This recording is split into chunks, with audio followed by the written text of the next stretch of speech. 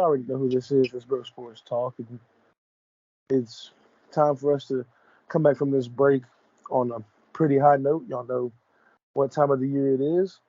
And we have a guest with us to help us do that. Welcome back our bachelorette from our amazing blind date episode, Ellie. We'll go ahead and say hello. Happy to be back, guys, and talking about sports. Yeah, she's gonna flex on us a little bit. Absolutely. Not holding back.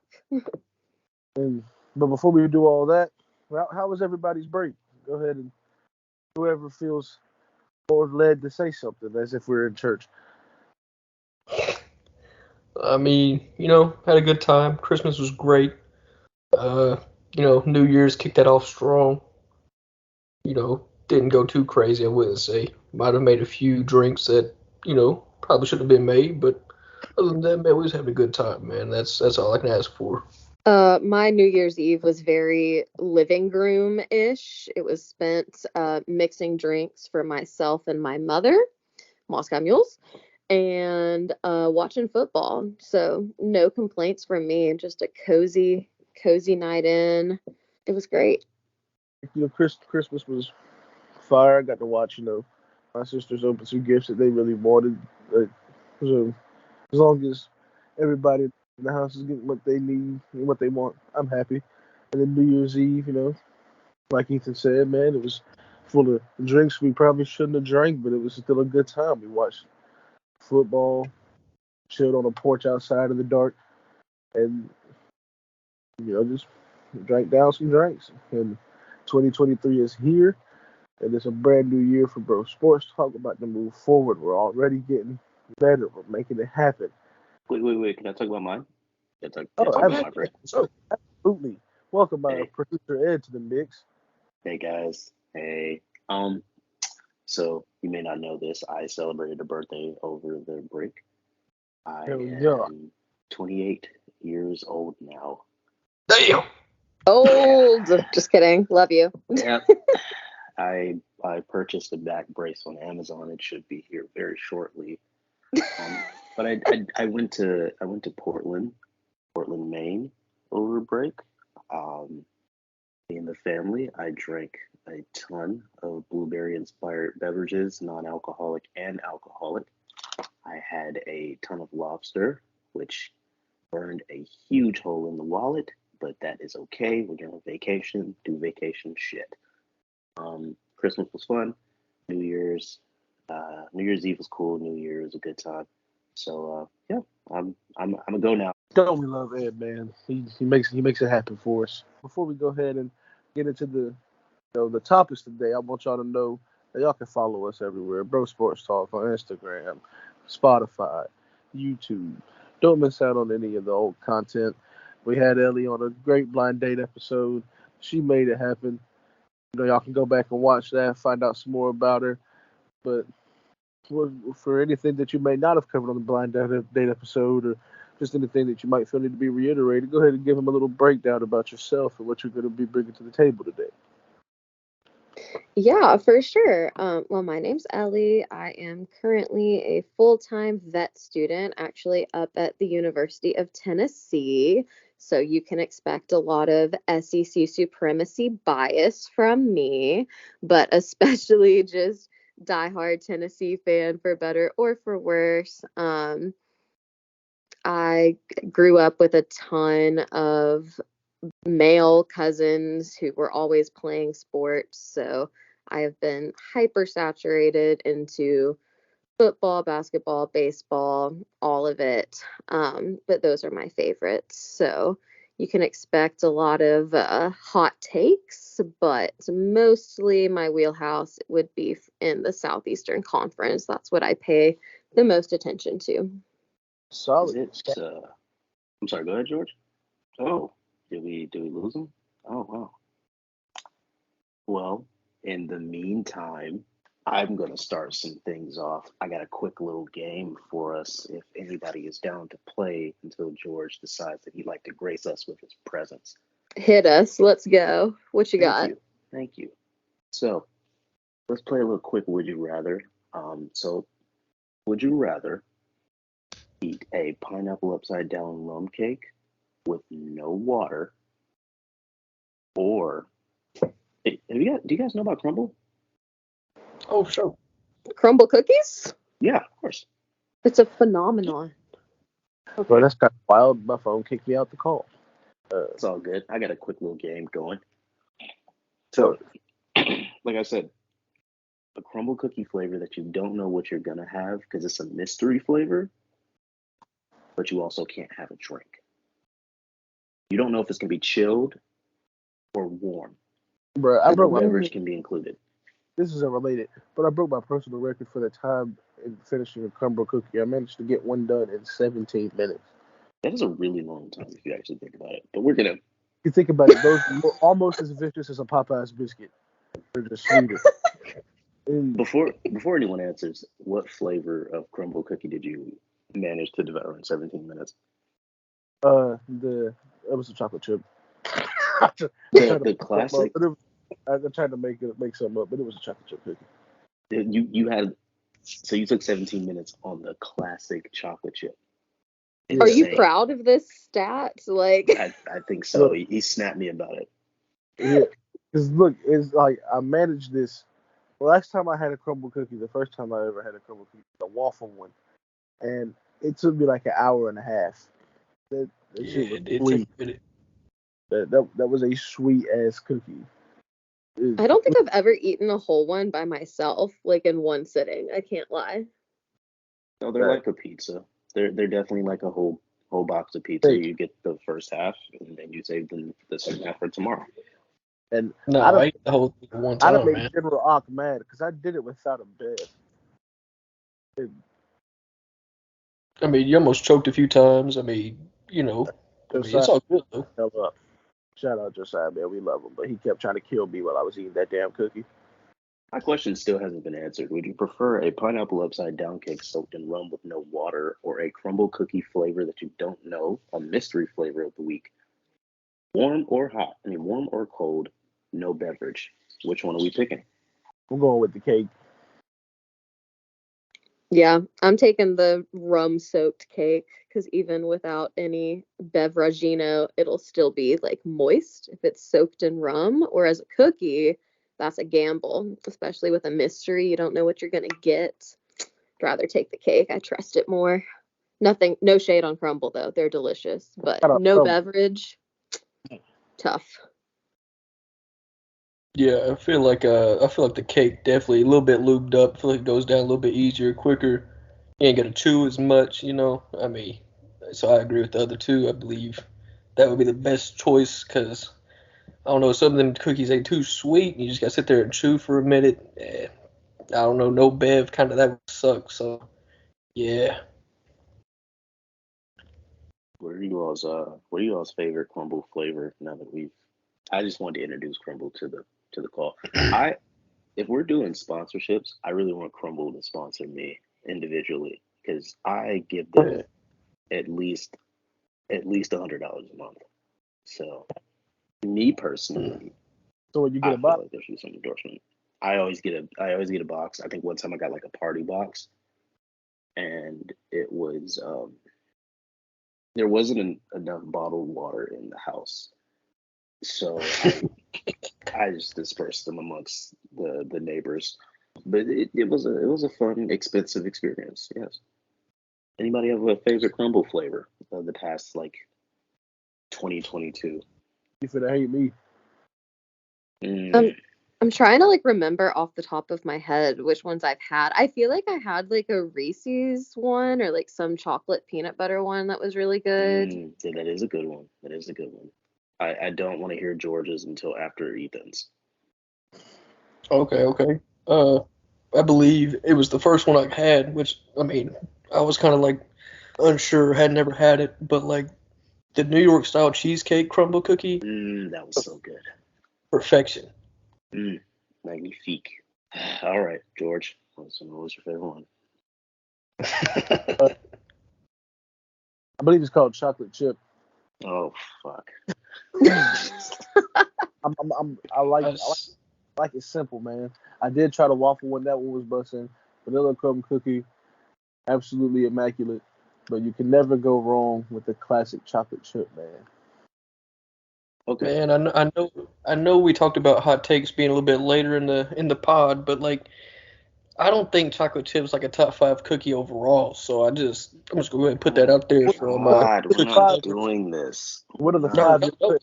we doing It's a this. classic. Oh my God. Yeah, he's the type. Okay, I I'm gonna. Two shots are going both of your ways.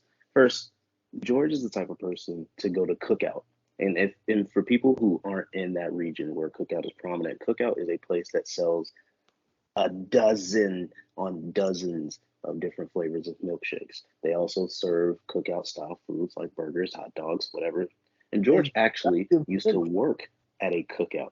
But George is the type of person to get a vanilla shake at a Cookout just This is because he, quote unquote, likes the classics. And Ethan is the type of person that does not like chocolate chip cookies in his top five, but he likes oatmeal raisin No, in his no, top 10. almost worth crucifixing. Stop. Strange. Stop. listen, the thing with chocolate chip is, I mean, I think it's so simple that they just overdo it. Like it's too plain. Oh, Like it's God. they almost come out too dry. Like you know what I'm saying? Like I can't. And then I'm really not a chocolate fan, so I can't really have that in there. Have you had Oh, their like regular like sugar cookie cold though, just with like the frosting on top? the pink Yeah, sugar one? Yeah. yeah, that was great. That was amazing. Yeah, it's not bad. It's not bad at all. I think Okay, I'm not really a big like cold cookie person, but if I was, I'd be like, yeah, of I, course. I can't get over this. I gotta know the five cookies that Ethan is putting above chocolate chip. Yeah, what Yeah, is please above do. chocolate chip for you? Please All right, explain yourself before top I five. judge too harshly. In no order, okay. This is just personal like opinion here. Y'all can take it how y'all want it. Number, I mean, we're just not gonna number it, but five. So we're gonna go peanut butter better than chocolate chip. Just any sugar cookie is better than chocolate chip. Uh, Wow, white macadamia nut better than chocolate chip. that's the old people flavor. I don't care. Uh, and red velvet cookies are better than chocolate chip. And then, man, I don't even really have five. So I mean, it could sneak in there. But I would rather not. Like any other cookie that you can snickerdoodle, there it is. That's five. Oh hell no! Already contradicting Son of, himself by not even son of a going up bitch. to He said, did he say white macadamia nut is better than chocolate chip? He You heard did. that right. That is what he You said. heard it. I bet you like Yeah. butter pecan ice cream too. Uh, And not a fan. he got a bowl of butterscotch disc on his table. Hey man, don't hate on the Werthers, man. That and that strawberry candy that's wrapped in the strawberry wrap, man, that shit's good. That don't sell nowhere.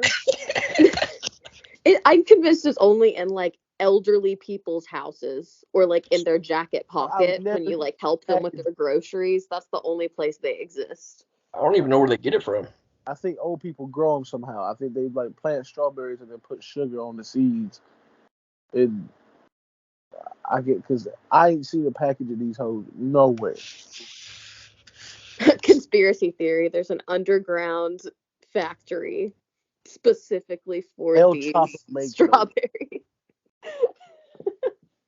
See, I gave you all my top five, but I just need y'all to know that like I'm also the type of guy to have mint chocolate chip ice cream as like my top three ice creams. So it's just kind of like That's you should really just expect it at this good. point. I like Just mint brush your teeth. If you want mint chocolate chip ice cream, just brush your But I teeth. Man, I bet you show up at a Baskin Robbins and like sample a bunch of other flavors, even though you've already decided you're gonna get mint chocolate chip. I mean, it's free ice cream. It's free Or samples. vanilla. Or It's free. vanilla. You He's gonna literally go will through all sample these every single flavors. flavor and then just be like, oh, can I have vanilla? It's Yeah, Yeah, 99. he'd be like, you Pretty know cool. what? We'll just stick to the classics. Let's go ahead and get vanilla. I But don't like, need to sample that. no, all jokes aside, I don't know. I don't know. Just not a fan of chocolate chip. You know, mint chocolate chip, hot take. Nobody really likes it. It's always hated on. Underrated, in my opinion. But yeah, so there's my top five cookies and my favorite ice cream. Well, to each their own. Jesus Christ! If I would have known this before. I'm just God. he didn't put oatmeal raisin in them cookies. I That is really thought he was gonna put oatmeal raisin in there. No, that's like unexceptionally dry, man. I can't have that. It also just has raisins. People gotta stop pretending raisins are good and quit putting them in there. What? Raisin is just totally ass great. Why do people want these? What else do they put that in? Like, was it potato salad? They put that in that? Is that what they put that in? No, they can go to hell. I don't know. That's what I've seen stuff like that in. I don't personally eat raisins. I really don't like grapes, but now we're getting kind of off topic. I'm getting hungry. I know, I'm getting hungry too. We gotta redirect. All right, let's hit this quick redirect, like all that college football talk. I know that's a hard transition. It's a quick 180. There's a tire mark where we just was, but like I said earlier, I know that y'all are pretty excited. Y'all got some games, some reviews, some hot takes, and I'm ready to hear them. I'm ready to sit back and hear what y'all got to say about these last couple weeks of college football. I've watched here in the past week or so, watched a few big games, Tennessee, Clemson, Alabama, Kansas State, the two semifinals on New Year's Eve. Those are pretty big ones to me. Ellie, where do you want to start with this? It doesn't really matter to me. I think we can go ahead and start with the good old Orange Bowl. We'll just get that out of my system because I am so proud of my Vols. Even though it could have been better, we still won, and that game delivered so much. All right. Since you want to start here and you say it could have been better, how so? Well, just speaking facts, in a perfect world, Hendon Hooker would not have been injured. But Bazooka Joe was good. I think I was a little nervous in the first half. Just a couple things were sloppy. I was very concerned going into the game with certain people electing to sit out, like Jalen Hyatt and Flowers didn't play, Jeremy Banks didn't play. So I was like, is our defense going to show up? And they did. So that was great.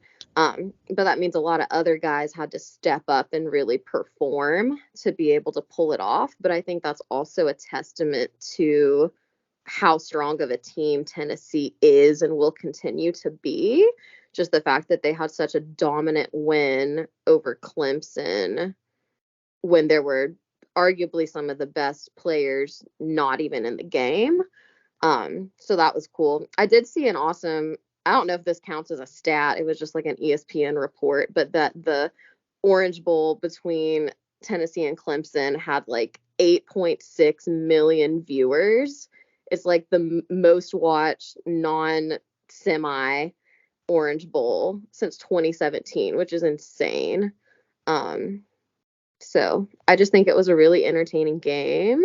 I loved anytime Dabo got upset. I loved that Potter missed a bunch of kicks at the beginning. Like, I think it would have been a very different game if Clemson had actually been able to put points on the board, because I think they were outplaying us in the first half. Like, they had way more yardage, but we had more points. And that's what it came down to.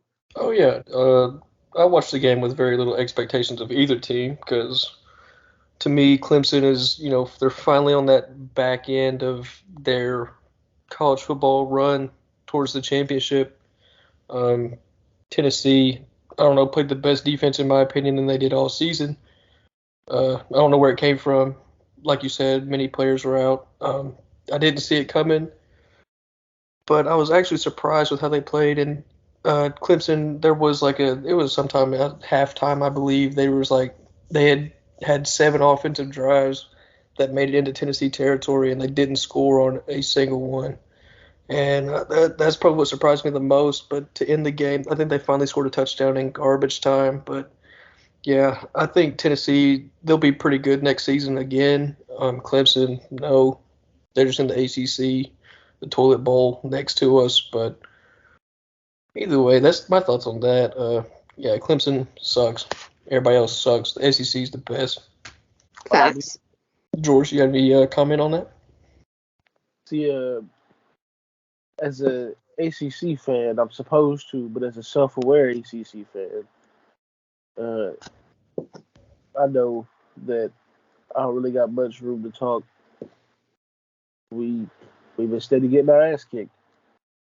And North Carolina got their ass kicked in our bowl game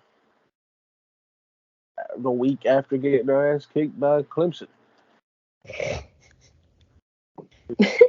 And we just been getting our ass kicked. But football ain't our thing, man.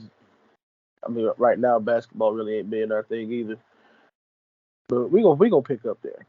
At least you're not in denial of this. No, I took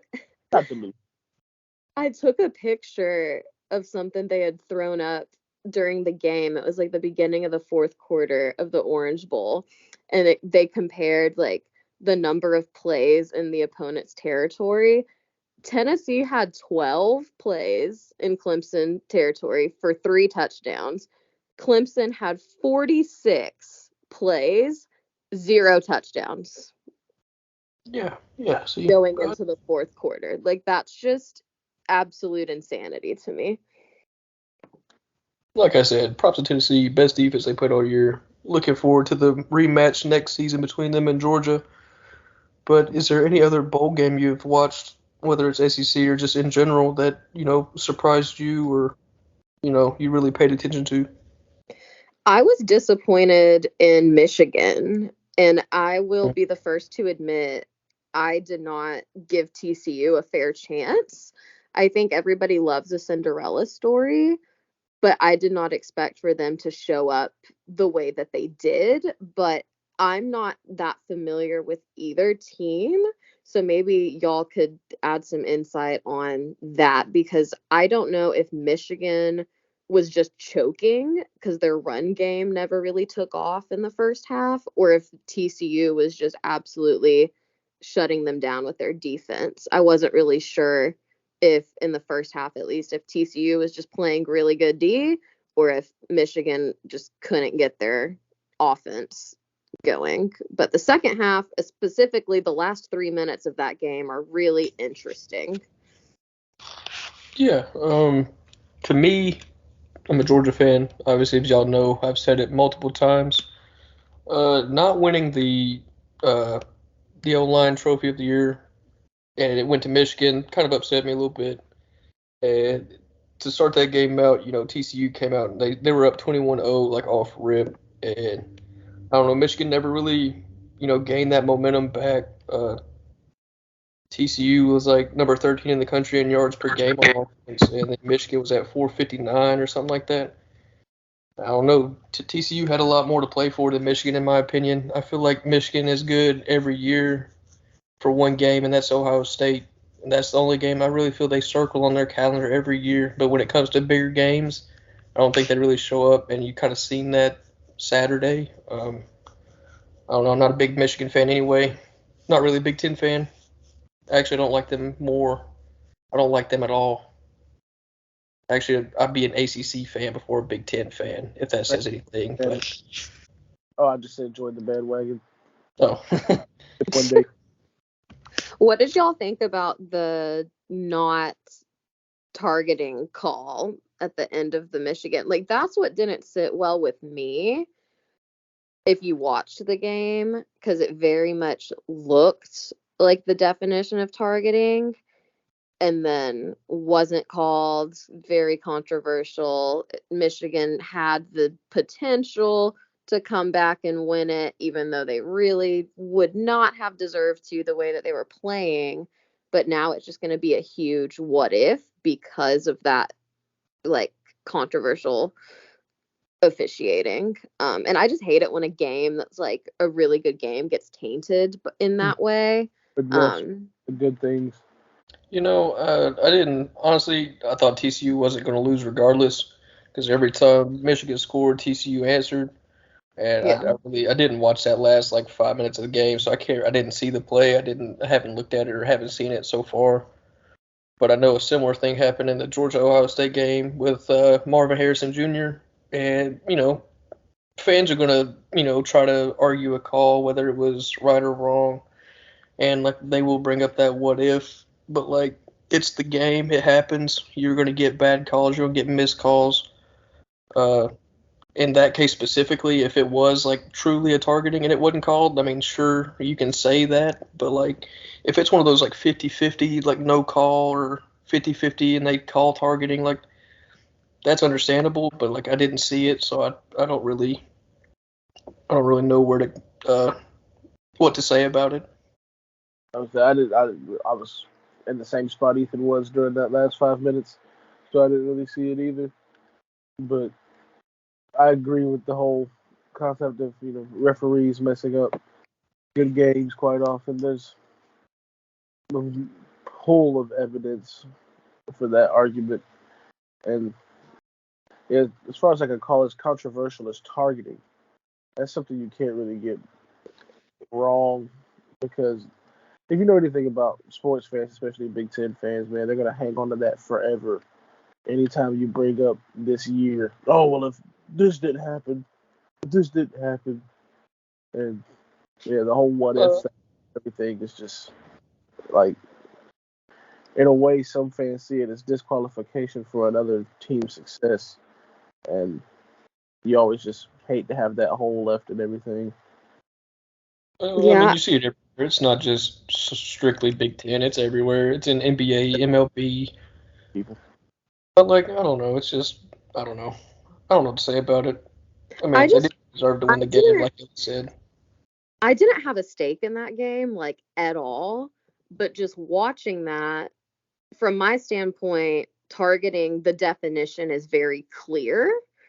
And so with that call being made in that situation, it was very similar, like the Georgia Ohio State and then the Michigan TCU. Both of those were not called targeting, but I think the Michigan TCU one should have been.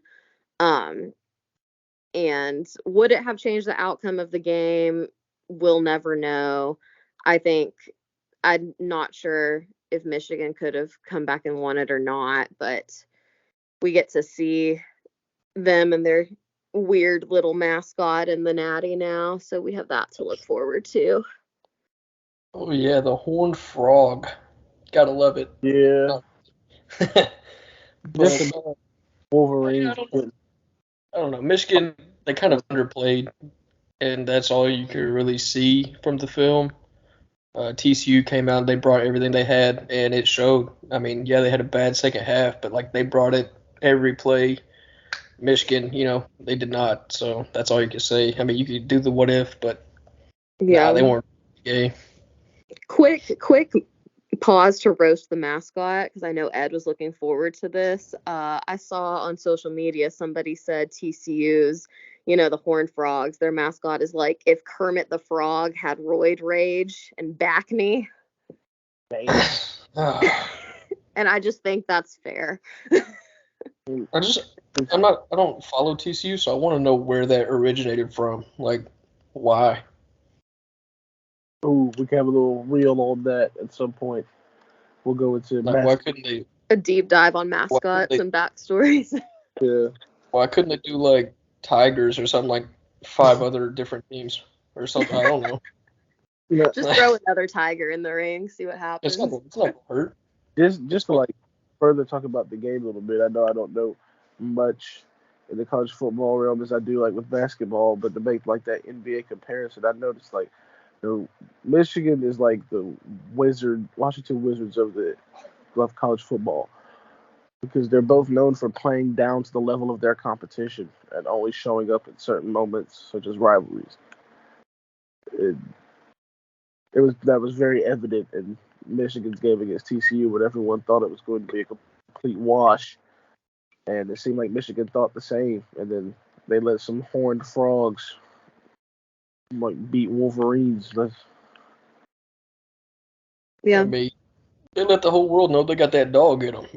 That's all you can say. Frog in them. The dog and the frog. Speaking of dogs, you want to jump to Georgia, Ohio State? I mean, yeah, I'll let you start before I just start rambling. I know you have opinions. That game was so entertaining to watch. Like, I was rooting for Georgia, even though diehard Tennessee fan. We know I've already said all about SEC supremacy. Um, but that game had me sweating. Like, there was so many moments you weren't really sure what was going to happen. I think that Stetson was really rattled, just not used to playing from behind, I guess. It was interesting. It was interesting. And I don't know what happened on the last play. That kick was ridiculous. It was like somebody hacked in. It was like a something you see on a video game where you just absolutely like whiffed it. It wasn't even close. Like, it's laughable. Like, I feel bad that guy.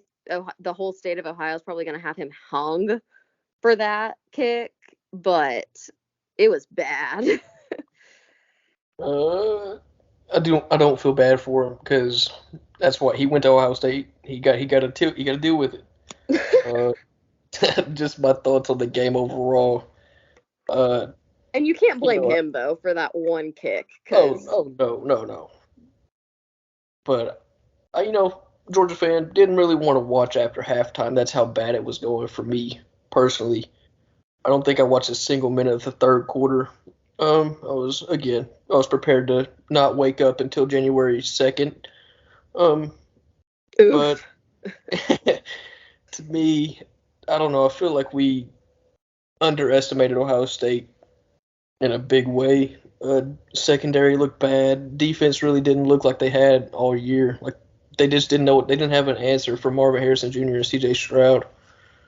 And I mean, once he got hurt and left the game at halftime or before half, I mean, it just really changed the game. And then there's a few plays like the Brock Bowers first down that's debatable on whether he got the fourth down conversion, and the targeting on Marvin Harrison. They talk about that, but I don't know. The kick at the end was crazy. I was prepared, like I said, to not wake up till January 2nd. It was just like I bit all my fingernails off. I ain't got no more. Almost went to the toenails. That's how bad it was. Yeah, like as a Georgia fan, how did you feel about kind of the shift of that game? Like you said, after half, I feel like it was a totally different ball game. So like why do you think that was and how'd you feel about the outcome? How I feel about the change in momentum? I don't know. Like I said, Marvin Harrison Jr. He was doing whatever he wanted to in the first half. Like couldn't guard him, wasn't even close. So I mean, if he stayed in the game, that's a what if they would have won the game, probably handily. Like didn't have an answer. Um, I mean, C.J. Stroud and him, they had like that. There was a great connection between those two, and I think once Jackson Smith and Jigba didn't play that game, he sat out preparing for the draft. And I don't know if I think it was just like a mix of not having too much chemistry with everybody else, but I also think that Georgia's defense kind of like stepped up in that second half, like especially in the front seven. Like Ohio State couldn't really get a running game going, and I kind of think that made them one dimensional, and I think that really changed. And then Georgia, I mean, they they picked it up on offense, especially. Lost Darnell Washington in the first quarter to an ankle injury. I think that really changed our run game because he's a better run blocker than Brock Bowers is. But I'm not saying Brock Bowers is bad at run blocking, but it's just different when you got an extra O lineman in there, 6'7", 260. But Darnell's quite large. no, he's a freak.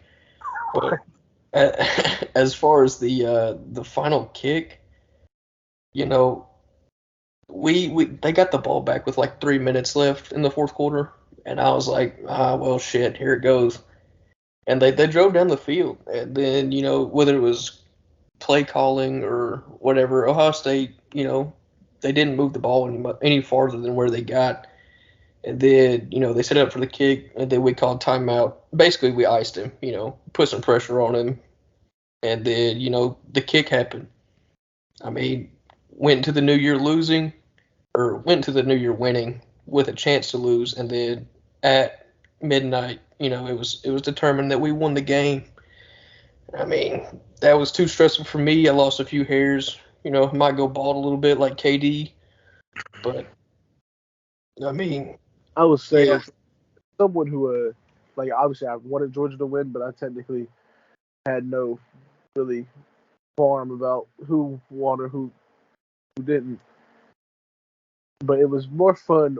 Like obviously, it was fun watching the Georgia game, but it was more fun watching Ethan watch the Georgia game. God. Listen, Is there video evidence of coming unravels? no, there's not. I hope not. If there is, I don't need to see it. I don't need to relive that. I don't need to relive any of that. I I would. just know it was New Year's Eve. I was feeling good, a little too good actually. And then halftime hit. Sobered up pretty quickly, and then had to focus in on the game because who knows what would have happened if Georgia would have lost that game. Um, yeah, I was not happy in that first half, but they got the dub. I mean, win's a win.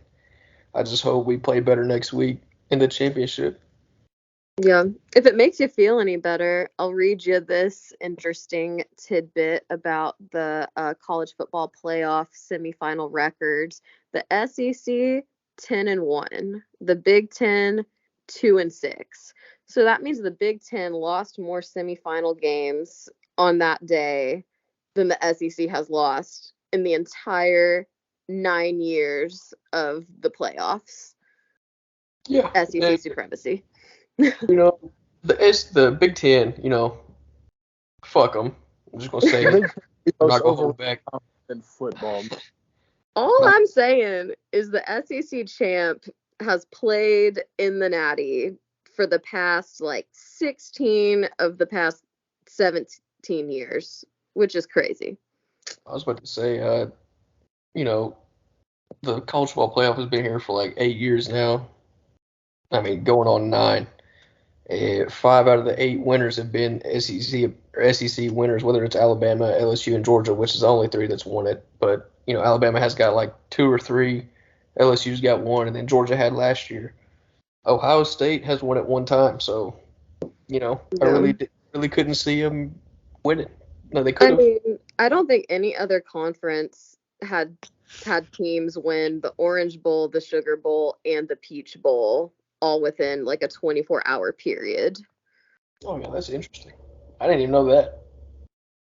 Yep. Tennessee won Orange Bowl, Alabama won Sugar Bowl, Georgia won the Peach Bowl, all like back to back to back. So that's cool. That's fun to see.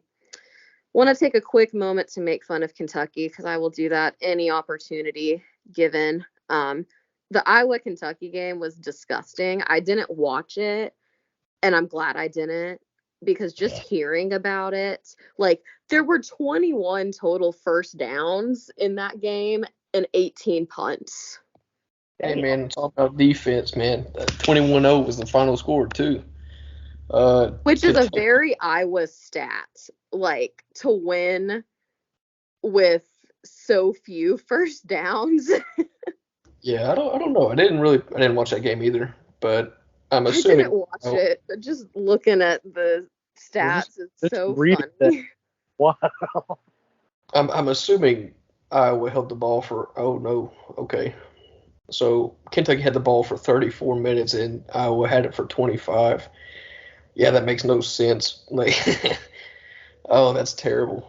It's But the I like. fact that Kentucky got completely shut out, and everybody's saying like, "Oh, that's why our quarterback's so good," because I think he sat out for the draft and whatnot. Which also want to discuss how y'all feel about that, about people electing to not play in a bowl game, kind of abandon their team to an extent, to pursue a future career.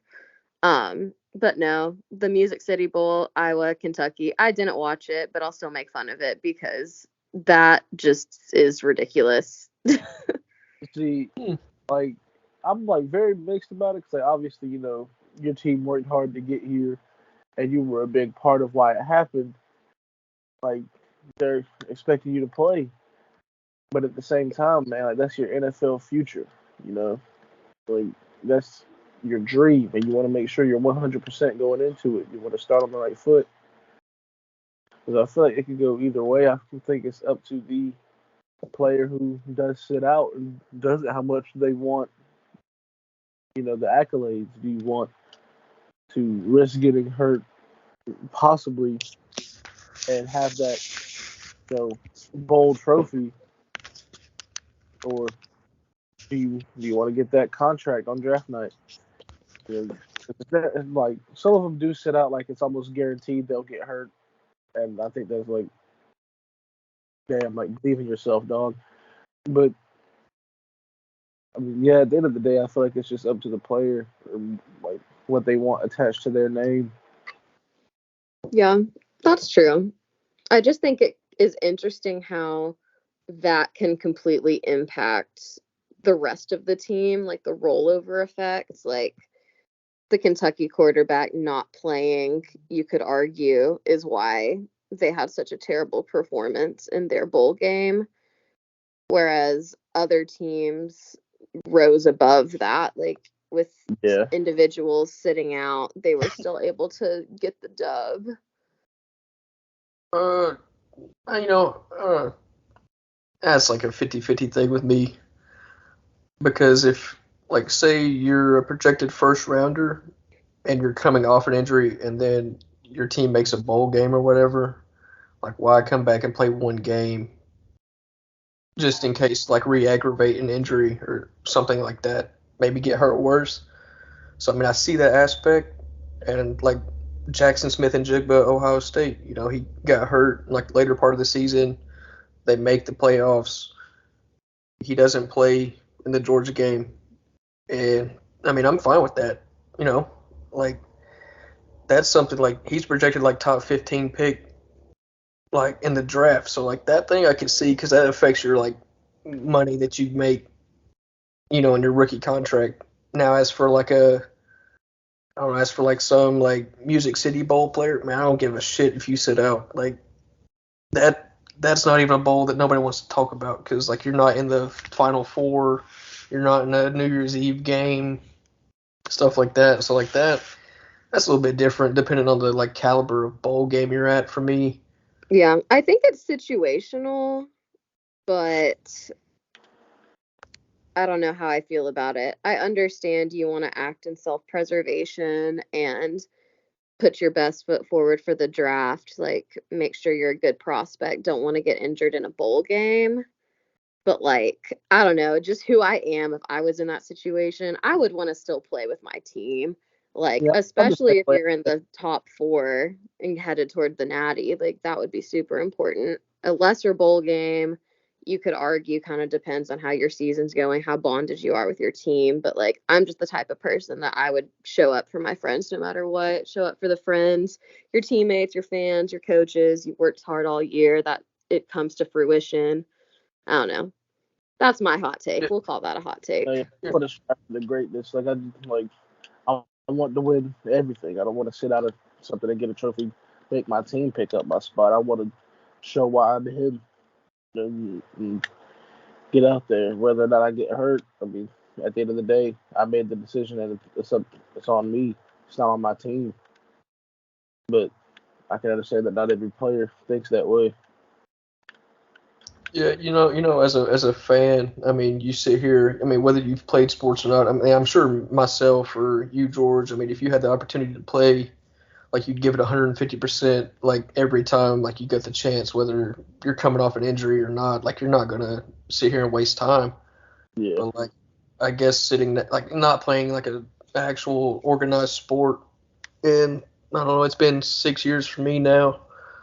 I mean, it's kind of just like for me, I don't know that like ethic, like that work ethic it takes to like play at such a high level for so long. And I mean, I see that from them, and I kind of understand like maybe they do have to take a step back to like maybe actually recover and become like 100% healthy before they come back and like make that their pro career because that's what they're going to do until they retire and work like a whatever business they have or whatnot. But I kind of understand it from a point of view of a fan. I'm not one of those to be like, oh, you should have played, like, oh, you're that guy. But like, oh, you're the reason I'm not gonna be that kind of guy. Because I mean, I do understand it. It's a person's personal like choice, and I'm not gonna complain about it. But if it was a finals game, like a semifinal, like yeah, I'd be in that. But I do understand there's reason not to. Yeah, and as far as like the whole narrative of people, a player sitting out and getting blamed, in my opinion, like the reason I've never like thought of that, like obviously, like in some sports, it's easier to say than others. Like if Ronaldo misses a game on the pitch, they're like, oh, well, yeah, I bet if Ronaldo was there, that would have been a different game. But like college football, man, like you got recruited to this team for a reason. You're expected to win just as much as the starter who sat out. I mean, especially when you're bringing in a top 5 recruiting class every year. Yeah. We kind of have no excuse, but I'm not saying it is an excuse. I'm saying that's their choice, and I understand that they're making a like career move. It's not like I have to be with my team, because I'm sure they'd give anything they want or anything they had to like play with their team or be with their team. But it's basically like semi-pro football at this point. I mean, they're getting NIL money. They can transfer wherever they want to. I mean, it's not really of big importance, I feel like, now as it was maybe like 5-10 years ago. Like, I agree. I think that it kind of like people don't pay as much attention to the bowl games nowadays, and like I don't blame players for sitting out. I think everyone has to make their own decision, do what's best for them. I don't think it's fair for the fans to point fingers and blame, like just because someone opts not to play because they're waiting for the draft. But I don't know, just wanted to promote that conversation. I was interested what y'all's opinions were. Hopefully we'll see a change, like if they actually expand the playoffs, like depending on that should like viewers, because you'll get more like conference champions and different teams in different mix of, so you're not seeing the same like 4 or 5 teams every year. More of the anything can happen factor comes with an expanded playoffs. Exactly. Right. That's Now, I what don't want other leagues playoffs so amazing. Like in the NBA, I mean, we all remember a 7 seed Dallas Mavericks team taking a championship home over a LeBron, Wade, and Bosh Miami Heat. I mean, you got to look at who they beat too. They beat the like young Thunder. They beat Kobe and the Lakers, and then they go on and they beat Bron, D Wade, and Chris Bosh. But like, I don't know. I don't want them to go too crazy with the expansion, just because I think it could like, I don't know, make it not enjoyable to watch, because I feel like there will be blowout games in that, and I don't want that. Yeah, But I think like 4 more teams. I think like 8. I mean, pushing it's 12. Pushing it's 12. I don't think 16's an option, but like 8 probably be like a sweet number, because you'll get like a fine mix of schools in that. Now there is the opportunity for the SEC to get like more than 3, but like I just think that shouldn't be overdone or over exaggerated. Yeah. Or it needs to be. We're going to take a quick break and come back in a minute.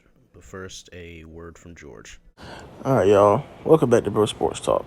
If you're new to the show, consider subscribing to the channel and hit that notification bell to keep up with everything we upload. It will give us a big boost and it'll help us a lot. And if you're part of that lovely Spotify audience and you like what we put on there, then go ahead and give us that 5-star review. Not 4, not 3, not anything lower. Hit that 5th star. Let us know you love us. And lastly, follow us on Instagram to keep up with the pod. Alright, we'll be posting reels, all types of little shorts on there. And other than that, make sure you enjoy the episode. Much love. Stetson Bennett should have won the Heisman. No. Nah, that's a joke. That's a joke. I don't even like the guy. You're the Georgia fan? You don't even like the guy? Yeah, I'll be that guy. Funny reasons there is to watch Ethan watch a Georgia game. Listen. After there was a game or so that I wanted him out. Like I wanted to like not be the quarterback anymore. Yeah. I think it was the SEC championship game last season after they lost to Alabama. I was like, get him out of here, man. I don't need to see this no more. And then he goes, he wins a chip, and then he comes back, and I was like, oh great, here we go again. But we're undefeated going into the championship. I mean, it's fun for a fan, but like I just can't stand the guy. I'm kind of a hater. I think it's so funny because most Georgia fans I know also do not like him. You And know, it's just fascinating to me because there's like people who are like lifelong dog fans and they're at least pretending to be fans of Stetson Bennett for the last like 8 months. you know, I'm not saying I'm pretending to like him. Like I love this story. I love like the you walk on twice and then you finally like become a starter. I love all of Like that. Like, earn respect, earn your place. Yeah, I like that. that's all cool. That's all cool. But like, bro, you're like 26. Like there's guys younger than you like wanting to like play. Like they've come here to like prove their spot, and you're proving like you won the chip. Like he honestly should have been gone after last season, but like he came back. And, he can build on that. But like I don't I don't really agree with it or like it. He But that's set just himself up for like a 6-season NFL career. Yeah, I don't know if he did himself any favor coming back either. Like I mean Stetson stayed for a long time. Bo Nix is also old now. Like it's just interesting how COVID like affected things with people getting extended time, I guess, to play in college before carrying on their careers elsewhere. yeah, I don't know. Bo Nix is weird because he never beat Georgia, so that's a thing that I laugh at. But he went to the Pac-12 and did good. He was a Heisman like finalist until like the last final weeks of that. And I don't know.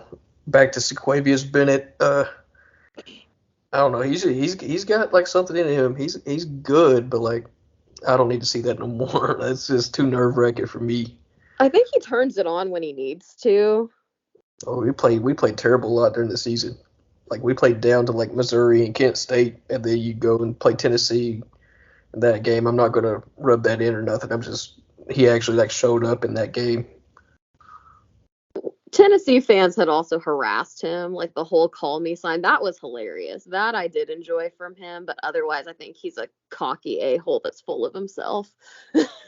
I would be too if I won a national championship as a walk-on. That's kind of crazy, but Yeah, yeah, he has I don't. every right to be. I still just don't like it. That's just yeah. I'm not a Stetson Bennett Wow. fan.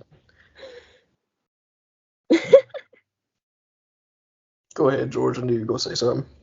Oh no, I was just making a play on the cocky thing. Like Oh, literally, like I had a Georgia fan I work with, and he just said, "I wish Stetson Bennett had some class to him."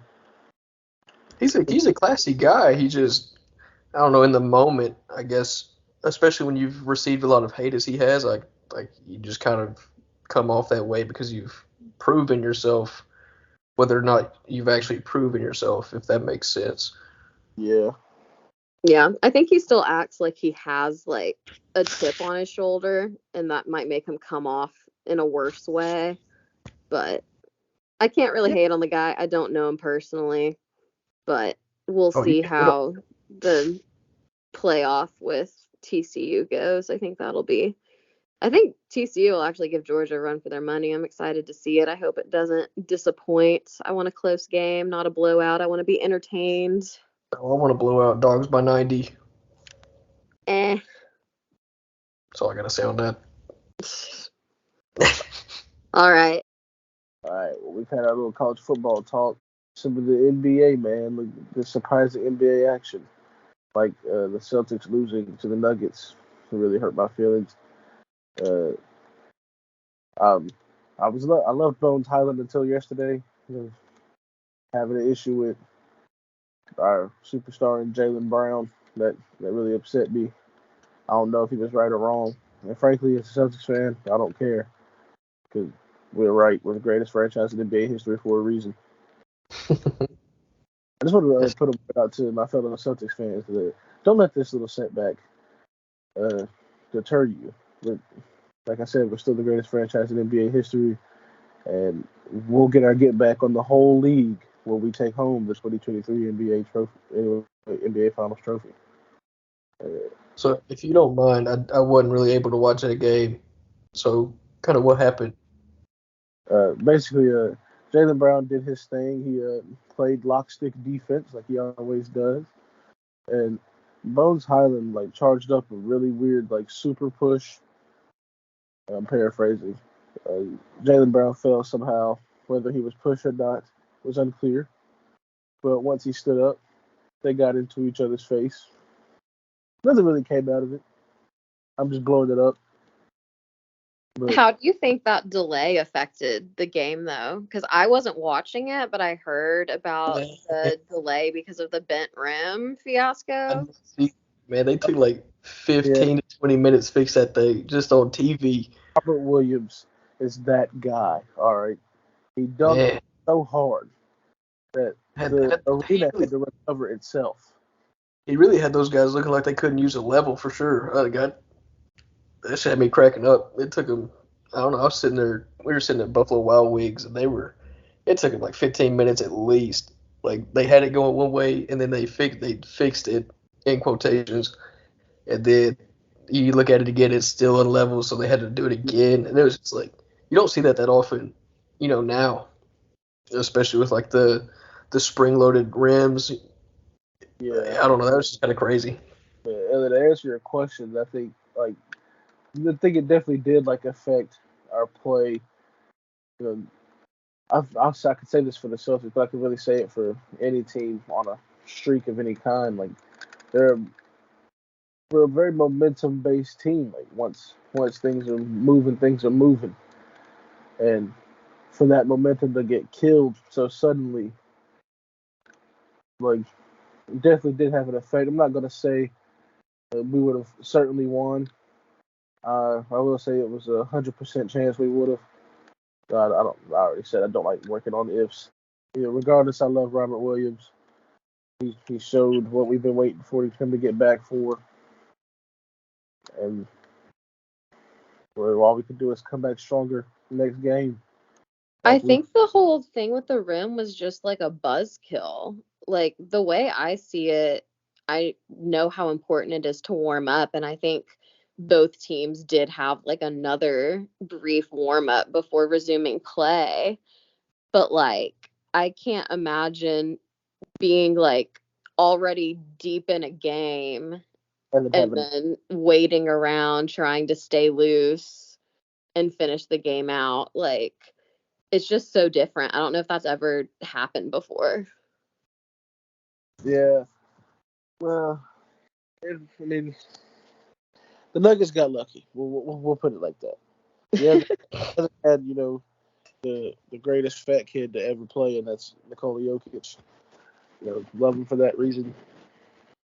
But they got lucky. They escaped by the hair that you can barely see on Nikola Jokic's chin. Uh, next time, I don't know if he played them again this season. I don't know. I can't remember if he played them once already. But regardless, it won't happen the same again. We're going to keep rolling, and then we're going to go into the first round of the NBA playoffs, the number one seed, and we're going to get to the finals, and then we're going to win. And we're going to sweep every series. We're going 16-0 this year's playoffs. It's interesting. But also, I think it says something. There was a number one matchup right there. Both teams are the number one team in their respective conferences, and the Nuggets got the best of us this time. But if that is the finals matchup, I'm not sweating. I'm not worried. I'd be damned if my Leprechauns lose to some Nuggets. But while we're talking about teams rankings, I want to give a shout out to a specific team that's been proving me, making it seem like I could tell the future. The New Orleans Pelicans.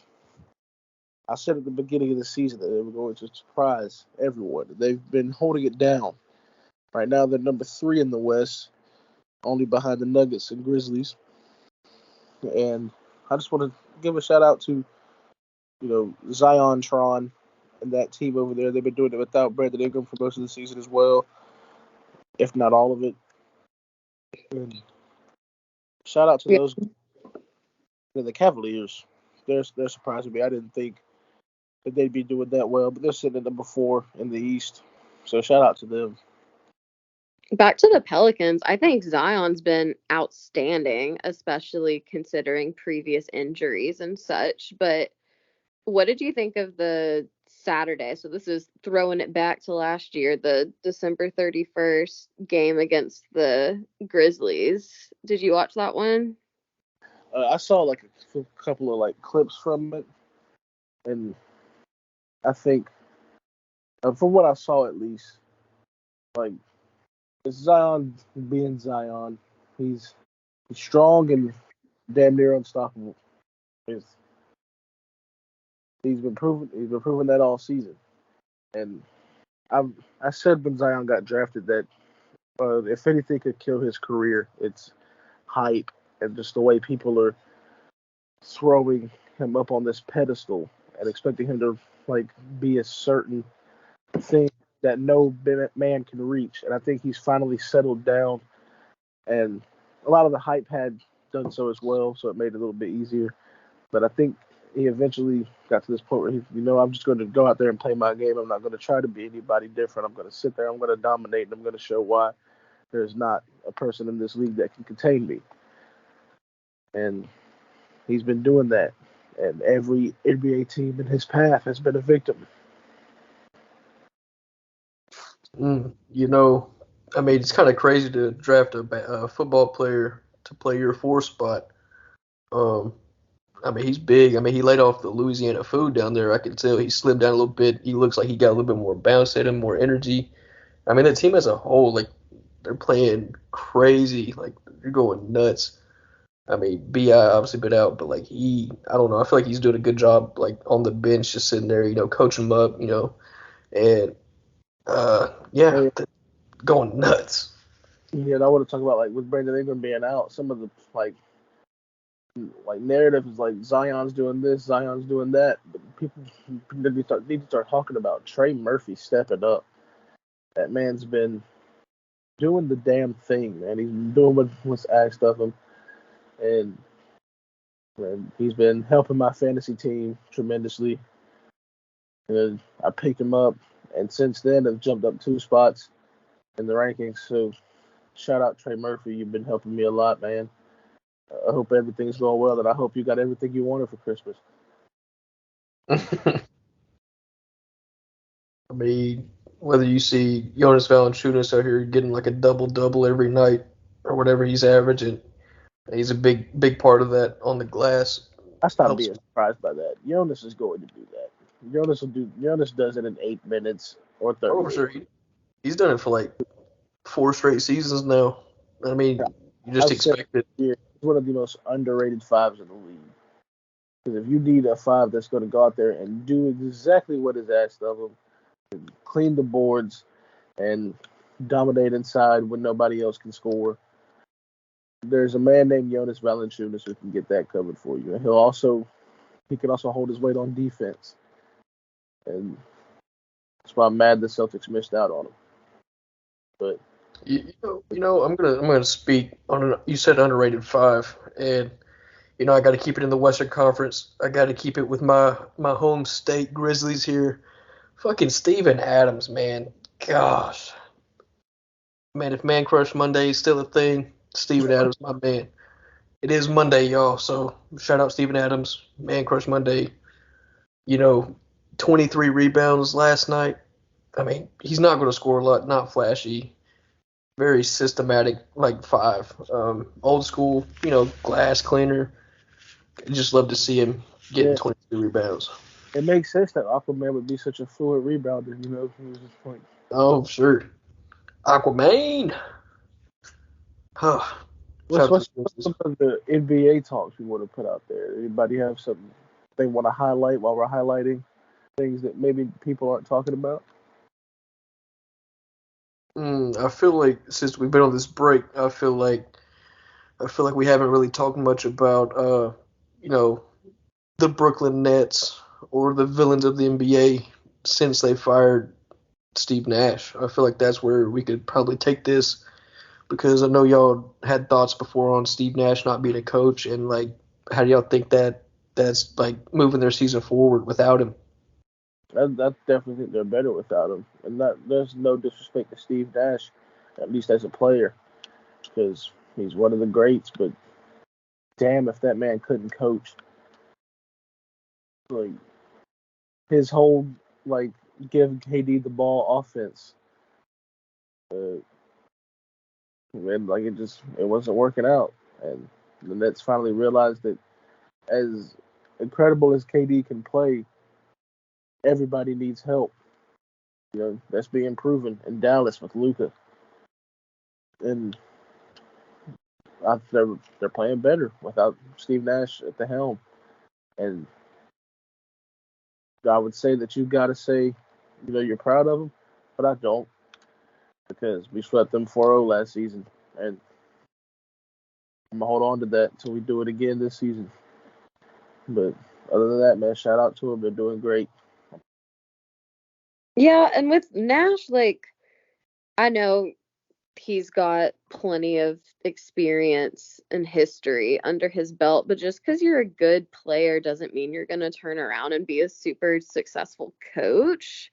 So, like, no hate to him, but I think after the Nets struggled with such a bad start, like, it was probably the right move.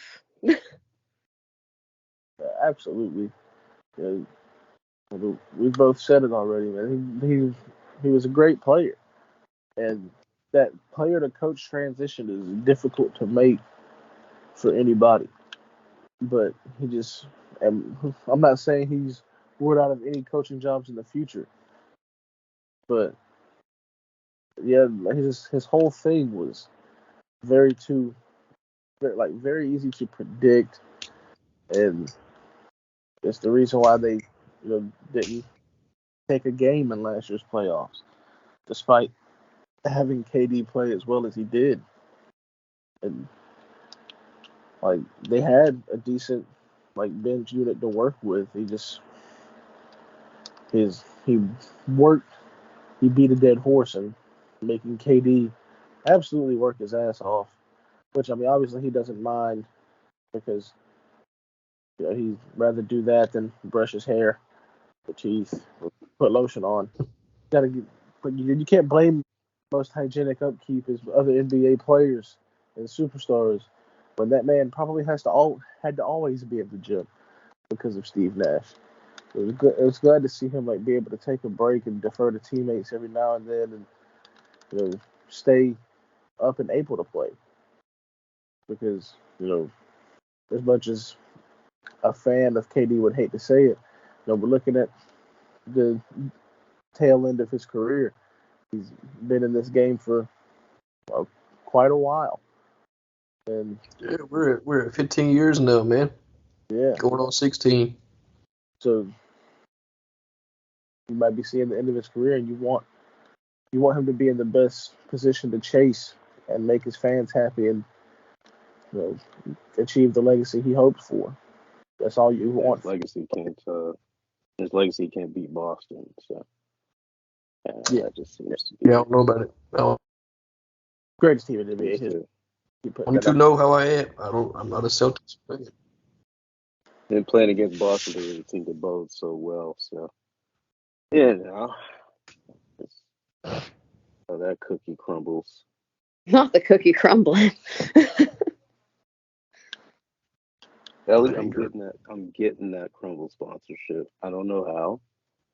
I have to start tagging them on Instagram and I just like that you keep bringing it. You're bringing it full circle. Yeah, I have to. While we're speaking of sponsorships we're searching for, man, Champion Brand, if you can hear me, I be wearing way too much of your stuff to not have a sponsorship right now. Did you contact Champion about it? You should contact Champion about it. I feel like I should contact Champion about it. I got the bucket hats, I got the sweaters, I got the sweatpants. Yeah, the same way I should tag Crumble every time I go get another cookie of the week, which I might honestly do tonight. Night's not over. It's. Can you put in the word for me to, tell them to get rid of chocolate chip? How about that? Hold on. No, because your replacement is going to be a mint chocolate chip. They already had a white macadamia nut flavor. I don't know if you enjoyed that one. I didn't try it. I don't be eating Crumble all too. I don't really be eating cookies all that often, honestly. all 2023 is my cookie connoisseur arc. So I'm gonna try to do every week. We're gonna get some cookie reviews from him then. All right, I see. I've been so inconsistent with those cookie reviews, bro. Like I'll post a few, and then I'll feel horrible. I'm always entertained by them though. But I think you need to start covering like the whole pairing, like not just the spread of 4 cookies, but also like, oh, this is better with water. This is better with milk. This is better with booze. You need to like expand. Well, Yeah, they're better with I could any probably. drink because they're dry as shit. But that's like neither here nor there. I think your idea makes sense because you have to say what drink because everyone knows who eats crumble. There needs to be some sort of beverage You involved. gotta have a What beverage. kind? Yeah, what kind? I like this. Maybe we should collab on that. I'll I'll reach have out my after the people call pod. your people. Yeah. I'll send Huey. Then you can talk to Huey or whoever your representative can talk to Huey. Then they talk to me, and your representative talk to you. It's perfect. It's perfect. I like this. Business opportunities upon business opportunities. I'm currently in the car right now because it's really loud, and On your way to get some cookies. I just might be. I don't know. I went to the recording No building, doubt. and then because you can get 2 cookies for 10. So like LeVar said, if you're a big baller, you can afford the shoes. My closing thoughts are SEC supremacy. Chocolate chip cookies deserve to be in the top 5. That's what I want to hear from the subscribers. Like if people agree or disagree, like if we're going to have an actual bracket of cookies, we need to expand our horizons because we keep mentioning like the same few. We need more flavors. Got to expand. No, yeah, if you're subscribed, hop in these comments, put us on. Like, throw some word out there. Enlighten us. Also, I just want to shout out Ellie for coming back on the pod. She is a great friend of mine. She's becoming a friend of the co-host of this podcast. And we are hoping to hear her wonderful voice even more than we do now, all 2023 moving forward. So thank you again for coming on and giving us a little bit of your wisdom on these sports-related topics. Absolutely. It's great having you here. It's always fun to join. I appreciate y'all having me on. Of course. And hopefully we'll have you on soon. We got a lot of episodes rolling out this year. Just, look out for us on Instagram, Spotify, YouTube, of course. Ethan, any closing thoughts? Because you hate chocolate chip. Closing thoughts, any cookie but chocolate chip is pretty much goated outside of oatmeal raisin. That they're in the same tier. Yeah, You did not. Shout out to 2023, man. It's Jordan year, baby. That's all that matters. Guys, as we head out, we'd like to thank you all for listening to our podcast. Like and subscribe on YouTube. Leave a 5-star rating on Spotify. It really helps us out. While you wait on the next episode, feel free to check out our other episodes on the channel. See y'all next time.